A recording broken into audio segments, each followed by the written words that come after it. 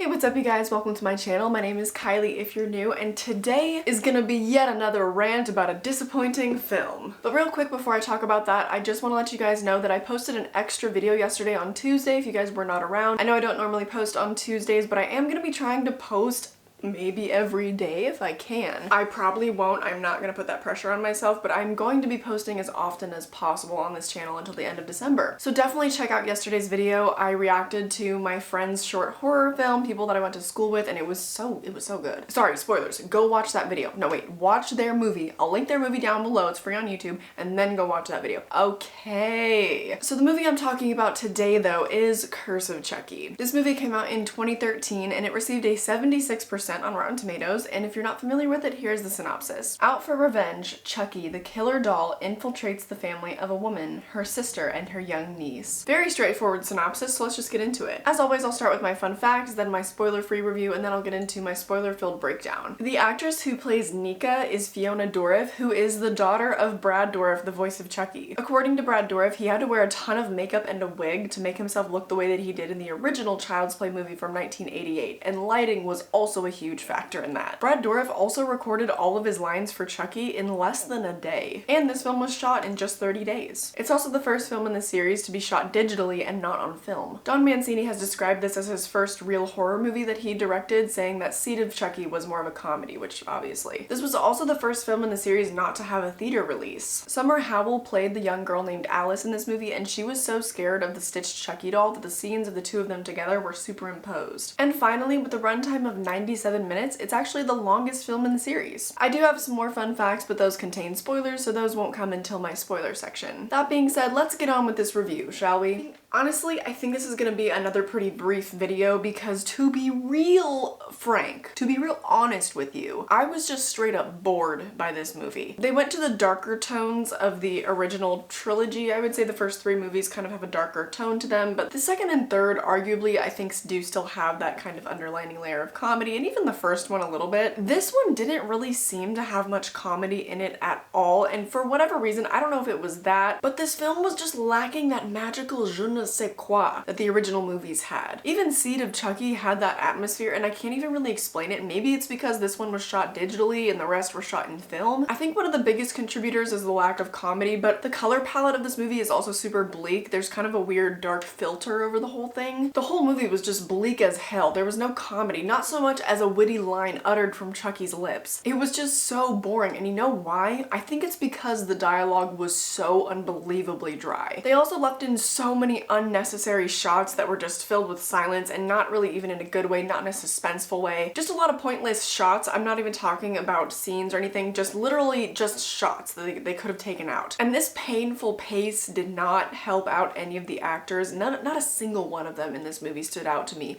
Not even Brad Dourif as Chucky. I didn't think his daughter Fiona's performance was good either. I don't really think she's that talented. It really sucks to say this, it really does. Because I love Brad as Chucky. We've been over this. Even with Seed of Chucky and how terrible of a movie that was, I was able to find enjoyment in it because I love him as the character of Chucky. In this movie, he felt like such a boring and subdued version of himself, and I recognize that they are trying to suck the comedy out, but I just think that it might have been kind of an overcorrection. They were trying to really fix what they did, the damage with Seed of Chucky. They were trying to fix that, and it kind of just killed the vibes. I really was just not interested in a single character of this movie, and it's a shame because the cast really wasn't bad. Maybe it all boils down to the fact that this movie lacks comedy, and that was such a strong characteristic in the previous 5 films, but I believe that the grating pace and the really subpar acting was probably this movie's biggest issue. Because I think I actually would have really liked the bleak atmosphere and the coloring of this movie had the events of the movie and the acting not been so boring. It also takes place completely in one location in this house, save for one flashback. They had this old house that I'm assuming had been in this family for generations, and they had such an opportunity here that they squandered it. It had no character. The house just looked musty and not well kept. They couldn't even bother to decorate with some cool weird antiques or anything like that, or any weird artwork. Most of the house just looked like a dressed set. It was just, it was just too empty, I guess. I did not like the production design because it was a cool house that had this super old elevator in it. They had the opportunity, okay?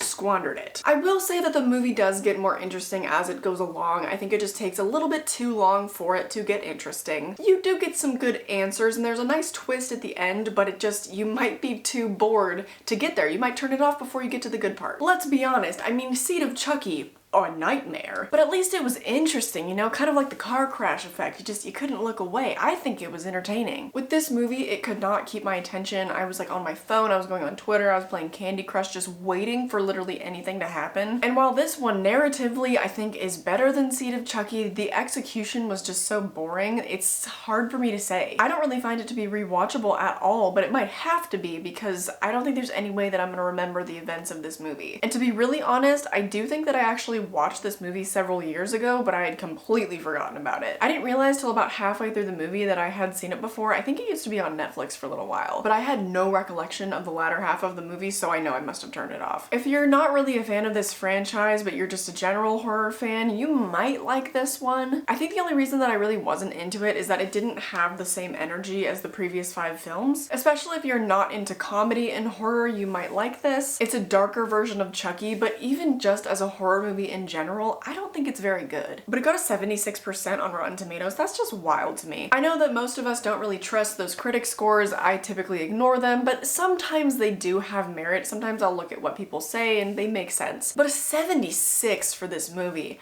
I don't know about that. But honestly, as far as my recommendation, this is one that could go either way. I don't think it was anything really worth seeing. I don't think it was anything funky, fresh, or new, but you might be into it. It's just a pretty standard, mediocre horror movie. And with that, that actually wraps up my spoiler-free section, so I'm gonna get into my spoiler-filled fun facts and breakdown now. So if you haven't seen this movie, I recommend clicking off, although it's not really, I don't even know if it's worth it to see this movie. If you don't care about spoilers, continue on. For the final scene between Chucky and Alice, Summer Howell was actually so frightened by the scarred version of the doll that they had to superimpose the scars on him later in post-production. Which, if I may insert myself here, why would they hire her? Would they not use that version of the doll during the audition? Would she not have to interact with it to try to get the role? I feel kind of evil for saying that and for what I'm about to say, but even if you're a child when you're in Hollywood, you have to be professional. No one's gonna want to hire you again if you're gonna make the process harder because it takes hours to do digital work like that. Anyways, next fun fact. This is the first film in the franchise where Chucky actually wins. However, there is a post-credit scene where Andy Barclay returns and kills Chucky. And in this post-credit scene, the man that plays Andy Barclay is Alex Vincent, who played him in the original movie in 1988. Though she's not seen, Andy does talk to his mother on the phone in that post-credit scene, and it's assumed that she's either married or in a relationship with Mike Norris, who is also from the original film. This also implies that Karen has been cleared. She is now free of the mental institution sometime between the second film and this one. When Chucky electrocutes Jill, she gets that huge burn on her eye and her eyeball kind of pops out, and it's supposed to kind of mirror the way that Chucky looks in the scarring around his eye. Barb also loses an eye when Chucky kills her with the knife and her eye comes out, and she also kind of mirrors Chucky. Okay, that does it for all my fun facts. Time for the spoiler-filled breakdown. Let's get into this boring mess. I want to talk about the pacing of this movie yet again because, oh well, I guess this is kind of a fun fact, but Chucky does not speak in his Brad Dourif voice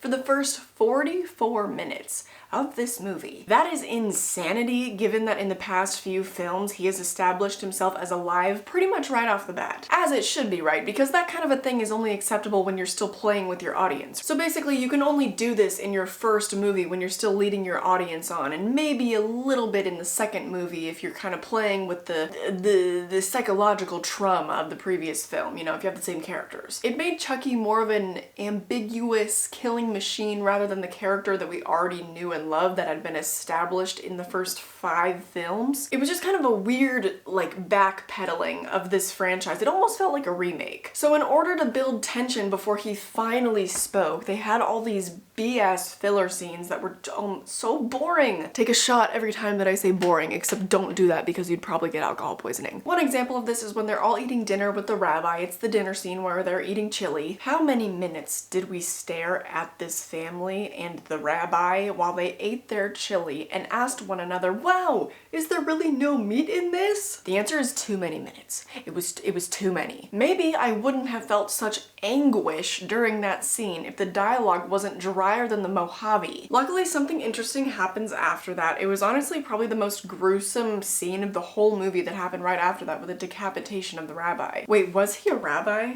Hold on. I'm lying. I've been lying. He's a priest. He's not a rabbi. But on that topic, may I just briefly ask, what in the world was he doing there in the first place? His role was nonsense. Pointless. He was just there to die. He genuinely offered absolutely nothing, so even in the grandest moment of the movie with his decapitation, I was just watching it like, okay, I don't care. Because I don't care about his character. He was boring. He offered nothing. Also on that note, what was the point of poisoning him with the rat poison? Chucky could not have possibly orchestrated that whole ordeal with him getting decapitated just by putting some rat soup in his chili. No.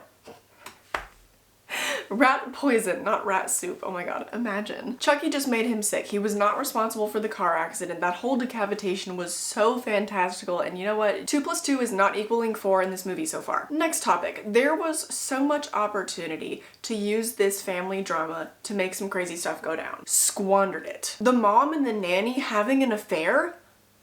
Hello? They should not have killed off the nanny so early. That love triangle, I believe, should have been the center of the climax of that movie. They could have all been yelling at each other. Ian could have taken Chucky's side. He could have helped Chucky kill the woman or something. Then Chucky could have double-crossed him and killed Ian. I don't know. Even the drama with the family was boring because it was so short-lived and the acting wasn't good. It wasn't really sold. I'm really getting myself worked up. I'll give them props that some of the drama did help push the plot along and some of it was interesting. It just wasn't really well done. Speaking of Ian though, his death was another slightly epic moment. I thought the gore was really good. All the practical effects actually with all the blood and the wounds and stuff were pretty good in this movie, except for Chucky himself. When Barb is peeling off his latex and revealing the real Chucky underneath, it is so obvious that they used at least 2 different dolls. Chucky looks so different at certain points of the movie, but then this scene was just, it was painful. We cut back and forth with her peeling his skin off, right? And it's obvious there's a break in the latex on his face from where she peeled it, but then when it cuts back to his face, it's completely clean. No tear marks, just the stitches. It's a completely different doll and I just can't believe that they were fine leaving it as is. They put the stitches in post for the scenes with the little girl. Why couldn't they fix up this scene? Just touch it up? Oh my god.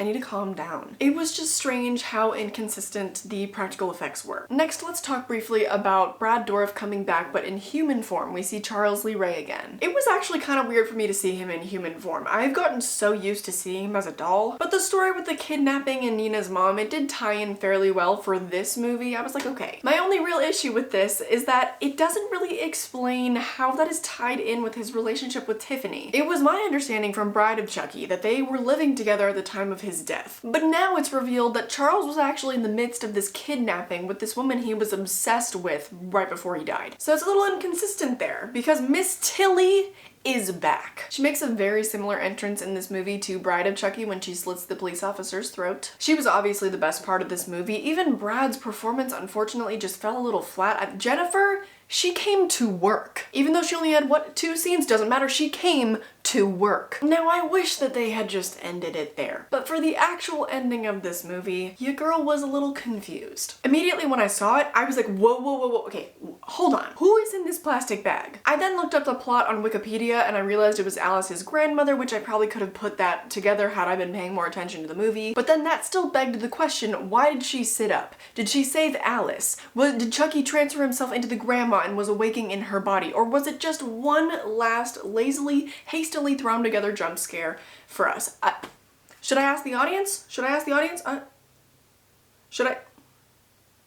I don't know. I don't know. You let me know your interpretation of that, please, because I found it ridiculous. Anyways, on to the post-credit scene before I wrap up the video. I liked it. I'm not even gonna pretend that I didn't like it. It was the only comical moment of the whole movie, and Alex Vincent returned as Andy Barclay. There's also no cutting corners, no more dancing around, no more painfully slow pacing, no. We get straight to business in this scene. And he blows off Chucky's head. Now, does it make sense, given that they had just set it up for a sequel? No. I personally think it was just a little treat. It was just a little treat for us just to see Andy again, to see Karen again, to see Kyle again. And it gave Andy that moment to defeat his old foe. It was nothing really more. I think it was just something extra. It's not canon. It was just like, here you go. Here's a little present for you Chucky fans. So overall, as you can tell, I'm not a fan of this movie. To be honest, I have no idea what the general consensus is of this movie. It's rated high on Rotten Tomatoes, but none of you guys really told me, never really guessed how I would feel about this one based on my review of Seed of Chucky. Or maybe some of you guys did. did. I don't remember. I think somebody mentioned that they get better from Seed of Chucky, but then someone else had mentioned to me that there were no more theatrical releases until the remake after Seed of Chucky, so that kind of clued me in that they probably wouldn't be that good. But anyways, I mean, I'm still looking forward to Cult of Chucky. I think it'll be interesting. I've heard that there are multiple Chuckies in this movie, so that's kind of exciting. Also, Miss Tilly has a more prominent role. I think that was absolutely the correct choice. She clearly needed more screen time in this movie because that family was boring. Oop, take a shot. But yeah, I'm done with my thoughts. Done with my thoughts on Curse of Chucky. As always, let me know all your thoughts down below. But yeah, all my social media is linked down below. Follow me, say what's up if you want to. Check out my vlog channel for other miscellaneous content, and stay tuned. Gonna be posting pretty frequently for the rest of this month. Once again, please let me know your interpretation of the grandma sitting up with the plastic bag on her head. Please, please, please, I'm asking the audience, please.